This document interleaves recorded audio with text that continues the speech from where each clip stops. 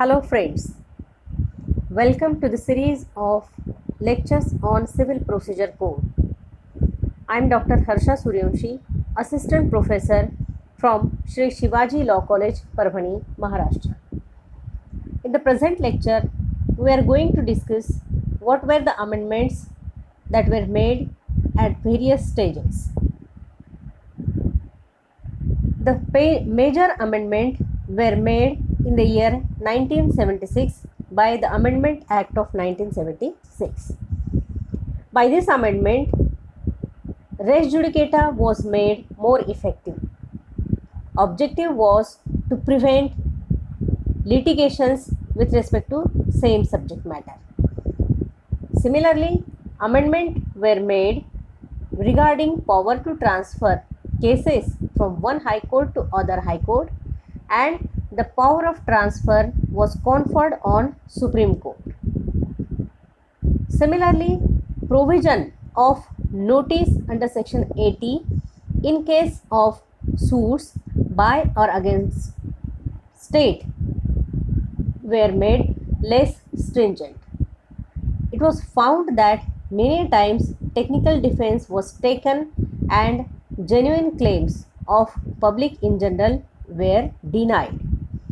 So, in the interest of justice, the provisions of notice under section 80 were less stringent.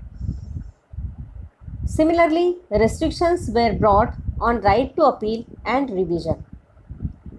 In order to prevent delay, there has been provision to file written statement and documents without delay.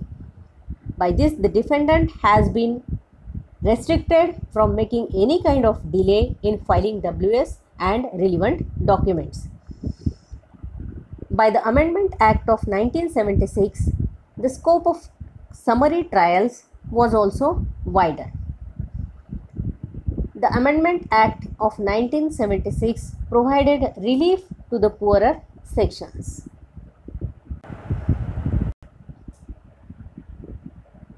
The second stage, when the major amendments were made to the code, were in the year 1999 and 2002. The Amendment Act of 1999 and 2002 are based on the recommendations of Justice Malimath Committee.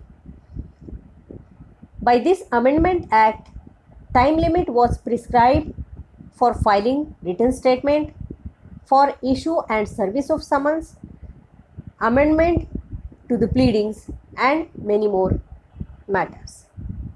Objective was to lessen or to prevent the delay in civil litigations. The Amendment Act also encouraged settlement of disputes outside the courts by way of referring the matters to alternate dispute resolution at the time of institution of the suit. The Act also restricted number of adjournments. The Act made provision for appointment of commission. The Act also tried to reduce the delay by shortening or by fixing time limit for arguments, and sometimes the parties are at liberty to submit written argument in order to reduce the time. Similarly, scope of first appeal, second appeal, latest patent appeal and revision was curtailed in order to prevent misuse of provisions of law. Thank you friends. We will continue with the lectures